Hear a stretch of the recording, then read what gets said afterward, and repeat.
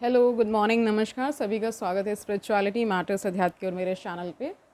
I hope सब अच्छा कर रहे होंगे अपनी लाइफ में, लाइफ को एंजॉय कर रहे होंगे, बहुत सारा ज्ञान अर्जन कर रहे होंगे। और आजकल जो हम प्रकृति और पुरुष के बारे में जान रहे हैं स्वामी विवेकानंद के श्रीमुख से, बहुत सारा ज्ञान वो हमें दे रहे हैं।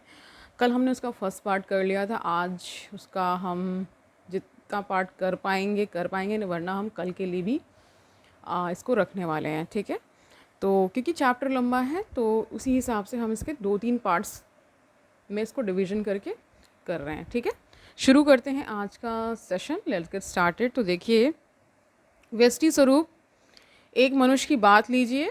प्रथमतः उसके भीतर वही साम्यावस्था प्रकृति का अंश विद्यमान है, वही जड़ स्वरूपा प्रकृति उसके भीतर महत रूप में परिणत हुई है।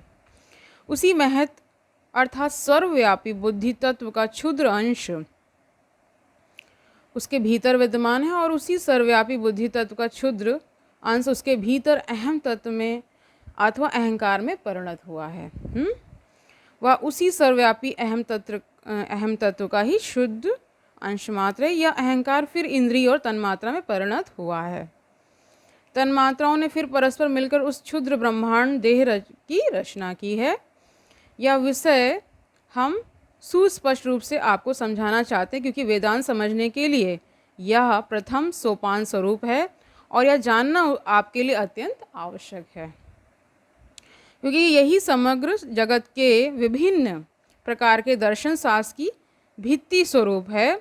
जगत में ऐसा कोई दर्शन शास्त्र नहीं है जो इस सांख्य दर्शन की प्रतिष्ठाता कपिल के प्रति ऋणी ना हो। यानी कि हम सब जो ये ज्ञान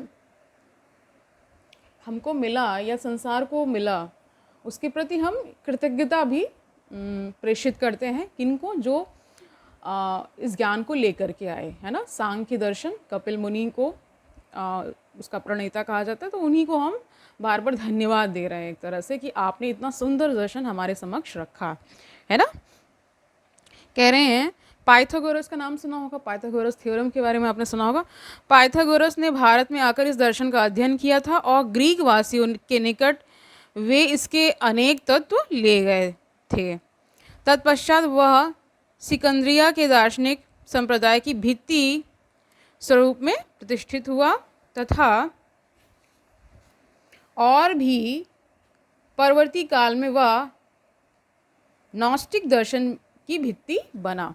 ठीक है, इस प्रकार वह 2 भागों में विभक्त हुआ। उसका एक भाग यूरोप और सिकंदरिया में गया और दूसरा भाग भारत में ही रहा तथा सब प्रकार के हिंदू दर्शन का भित्ति स्वरूप बन गया। क्योंकि व्यास का वेदांत दर्शन इसकी ही परिणति स्वरूप है। यह कपिल दर्शन ही जगत में युक्ति विचार द्वारा जगत तत्व की व्याख्या का सर्वप्रथम यत्न है।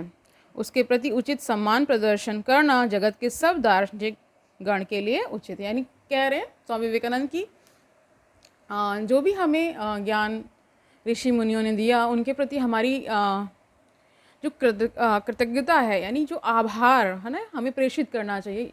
ठीक है, कुछ शब्द तो ऐसा लगता है कि बहुत छोटे हैं उनके कार्य के सामने ना।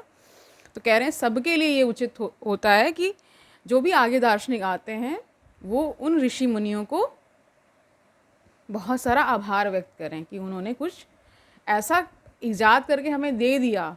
ठीक है, उसी में बहुत सारे शोध और ये सारी चीज़ें होती रहती हैं।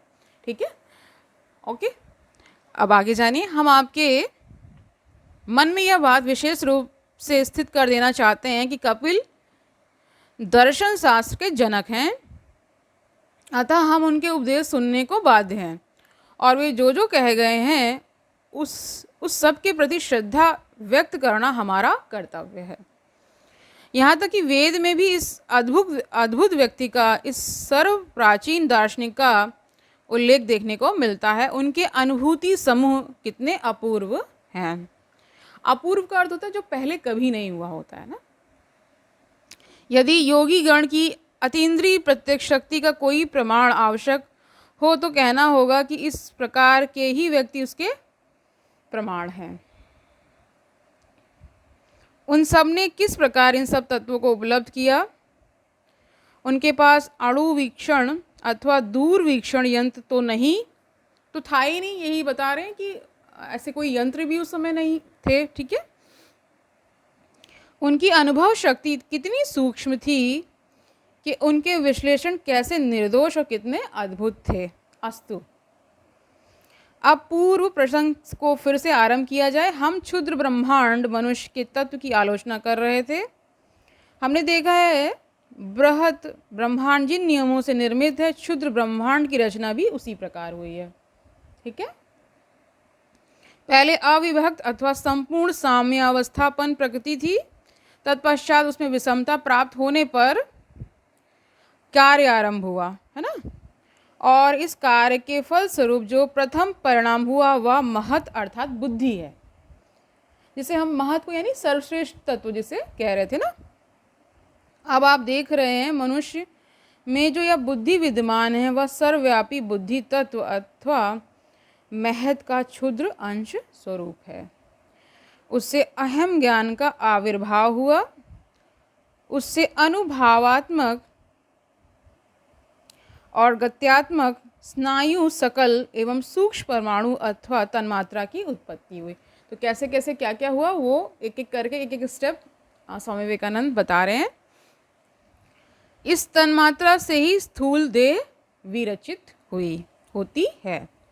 हम यहाँ कहना चाहते हैं कि शोपेनहावर, नाम सुना होगा, कि दर्शन और वेदांत में एक प्रभेद है। शोपेनहावर कहते हैं वासना अथवा इच्छा इन सब का कारण है। हमारी इस प्रकार व्यक्त भावापन होने का कारण प्राण धारण की इच्छा है, किंतु अद्वैतवादीगण इसे अस्वीकार करते हैं। वे कहते हैं महत तत्व ही इसका कारण है, ऐसी एक भी इच्छा नहीं हो सकती जो प्रतिक्रिया स्वरूप ना हो। इच्छा से अतीत अनेक वस्तुएं विद्यमान हैं, वह अहम द्वारा गठित एक वस्तु है। अहम उसकी अपेक्षा भी उच्चतर वस्तु है, अर्थात महत तत्व से उत्पन्न है और वह फिर अव्यक्त प्रकृति का विकार स्वरूप है ना। मनुष्य में यह जो महत अथवा बुद्धि तत्व विद्यमान है उसका स्वरूप उत्तम रूप से समझना विशेष आवश्यक है। यह महत्व जिसे हम अहम कहते हैं उसमें परिणत होता है और यह महत तत्व ही उन सब परिवर्तनों का कारण है जिनके फलस्वरूप यह शरीर निर्मित हुआ। तो हमारा शरीर किस प्रकार बना ये भी हमने जान लिया है। महत तत्व के भीतर ज्ञान की निम्न भूमि, साधारण ज्ञान की अवस्था और ज्ञान से अतीत अवस्था सभी विद्यमान है। ठीक है, समझ गए। ये तीन अवस्थाएं क्या हैं? ज्ञान की निम्न भूमि हम पशुओं में देखते हैं और उसे सहजात ज्ञान कहते हैं। यह प्रायः अभ्रांत है तथापि उसके द्वारा ज्ञातव्य विषय बहुत ही कम है। सहजात ज्ञान में प्रायः कभी भूल नहीं होती। एक पशु इस सहजात ज्ञान के प्रभाव से कौन सी घास खाने योग्य है, कौन सी घास विषाक्त है, यह सुविधापूर्वक समझ लेता है, किंतु यह सहजात ज्ञान केवल 2-1 विषयों में सीमाबद्ध है। तो देखिए ये इसको इस तरह से भी समझ सकते हैं कि हर जीव के अंदर वो इंटेलिजेंस विद्यमान है ना। उसे पहले से पता है कि अगर वो गाय है तो कौन सी घास उसके लिए उपयुक्त है, कौन सी नहीं है ना। हमारे अंदर बहुत सारी ऐसी चीज़ें हैं जो इनबिल्ट हैं। ठीक है, वही सारी यहाँ डिस्कशन हो रहे हैं। कह रहे हैं वह यंत्र के समान काम करता रहता है, उसके पश्चात हमारा साधारण ज्ञान आता है। यह सहजात ज्ञान ही ज्ञान की अपेक्षा उच्चतर अवस्था है, फिर उससे उच्चतर अवस्था आती है। हमारा साधारण ज्ञान भ्रांतिमय है, यह पग पग पर भ्रम में जा पड़ता है, किंतु इसकी गति इस प्रकार मृदु होने पर भी उसका प्रसार बहुत दूर तक है। इसे आप युक्ति अथवा विचार शक्ति कहते हैं। तो विचार शक्ति भी हमारे अंदर विद्यमान है। अवश्य सहजात ज्ञान की अपेक्षा उसका प्रसार अधिक दूर तक है, किंतु सहजात ज्ञान की अपेक्षा युक्ति विचार में अधिक भ्रम की आशंका है। इसकी अपेक्षा मन की और एक उच्चतर अवस्था विद्यमान है, ज्ञानातीत अवस्था, है ना। इस अवस्था में केवल योगी गण का ही है। ठीक है, अर्थात जिन्होंने यत्न करके इस अवस्था को प्राप्त किया है उनका ही अधिकार है। ठीक है, यह सहजात ज्ञान के समान भ्रांति से विहीन और युक्ति विचार से भी उसका अधिक प्रसार है। यह सर्वोच्च अवस्था है, यानी वह सर्वोच्च अवस्था है, उसको सर्वोच्च अवस्था भी बता रहे हैं। हमारे लिए स्मरण रखना विशेष आवश्यक है कि जिस प्रकार मनुष्य के भीतर महत ही ज्ञान की निम्न भूमि, साधारण ज्ञान भूमि और ज्ञानातीत भूमि है, अर्थात ज्ञान जिन 3 अवस्थाओं में स्थित रहता है, यह महत उन सब प्रकारों से प्रकाशित हो रहा है।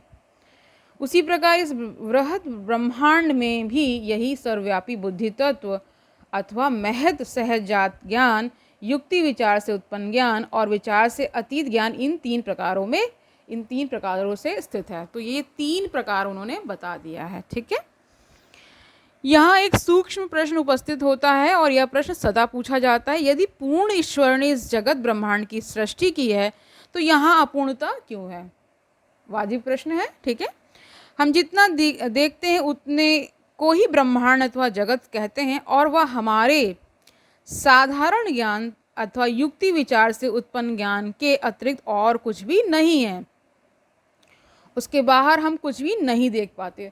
तो देखिए ये भी कहा जाता है कि जहाँ तक आपकी दृष्टि जा रही है वहाँ तक तो आप देखेंगे ही, है ना, और फिर वहाँ पहुँच जाइए, फिर वहाँ से और आगे का देखिए। ठीक है, और देखिए होता क्या है, समझ लीजिए थोड़ा सा कि जैसे हम जो भी सेंटेंस फ्रेम करते हैं, अगर हम बेसिक्स पे जाएं तो पहले हम ABCD तो सीखते हैं, है ना, और फिर इसके वर्ड्स बनते हैं, फिर sentences, paragraph and so on. ठीक है, तो वैसे ही यहाँ पे बता रहे हैं कि जो पूरे संसार की सृष्टि, यानी कुछ भी जो भी आपको समझ में आता है ब्रह्मांड में, वो कह रहे हैं कि एक तत्व है जिसे महत तत्व कह रहे हैं, उससे ही सबकी उत्पत्ति होती है ना, उसमें ही वो सारा ज्ञान विद्यमान है ना। जिस योनि का जीव होगा, जैसे हम सब मनुष्य योनि में हैं, तो हमारा जो प्रकाशित, मतलब कह सकते हैं जो एक्सप्रेस्ड, मैनिफेस्टेड जो चीज़ें हैं,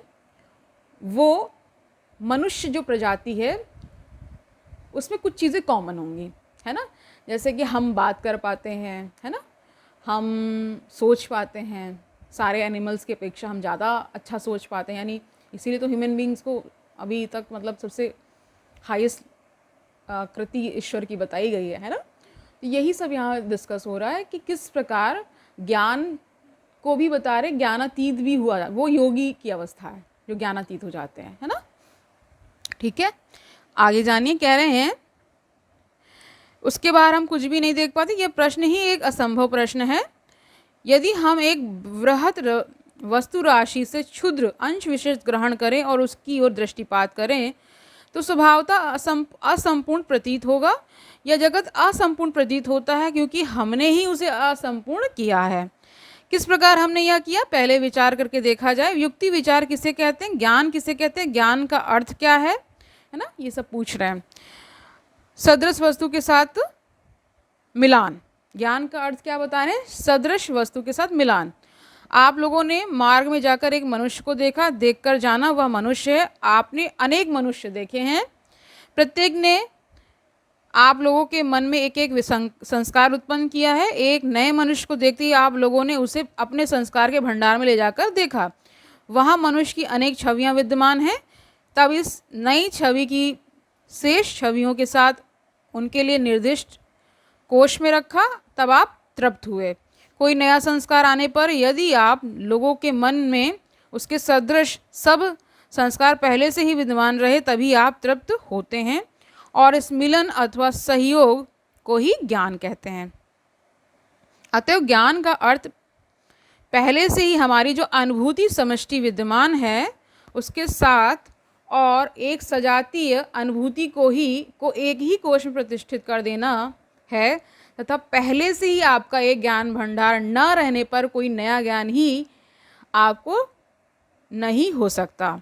तो कह रहे हैं जैसे मान लीजिए मनुष्य को, मनुष्य हम कैसे बता रहे हैं कि हमने एक मनुष्य को देखा, एक इम्प्रेशन ब्रेन में पड़ गया, आगे जाके हमने और भी बहुत सारे मनुष्य को देखा, तो हमने एक तरह से कंपेयर किया, है ना, मिलान भी किया, कह रहे वैसा ही तो नाक का नाक ऐसा दिख रहा है ना। इस तरह से ज्ञान कह रहे हैं होता है। ठीक है, उसी को बता रहे हैं। यही उसका सर्वोत्तम प्रबल प्रमाण है। यदि आपका पूर्व ज्ञान कुछ न रहे अथवा अनेक यूरोपीय दार्शनिकों का जैसा मत है, मन यदि अनुत्कीर्ण फलक स्वरूप हो तो उसके पक्ष में किसी प्रकार का ज्ञान प्राप्त करना असंभव है ना। ऐसा भी कहा जाता है, जैसे कि ब्रेन में भी बोलते हैं कि अगर आपको कुछ चीज़ें पहले से ना बताऊं तो चीज़ें आएंगी और जाएंगी और रजिस्टर नहीं होंगी, है ना। ठीक है, जैसे कि आप जब पैदा होते हैं तो तुरंत ही तो आप बात करना नहीं शुरू कर देते, उसका एक समय है। और बच्चा जो है वो आसपास अपने माँ बाप, रिश्तेदारों, है ना, पास पड़ोस के लोगों को बात करते हुए सुनता है, तो वो उसका वो रिपीटिशन करता है। देखा होगा आपने, भले वो तुतला कर करते हैं, कई बार तो पढ़ाई को पुहाई बोल देते हैं, है ना। मेरे ही घर में बच्चे हैं तो वो ऐसे ही करते थे।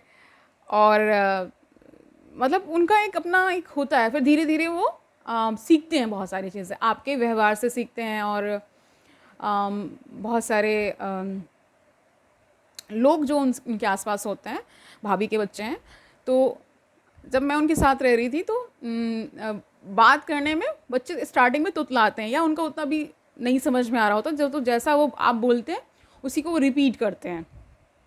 ठीक है, तो इसी तरह से मैंने देखा है कि अगर आप उनको किसी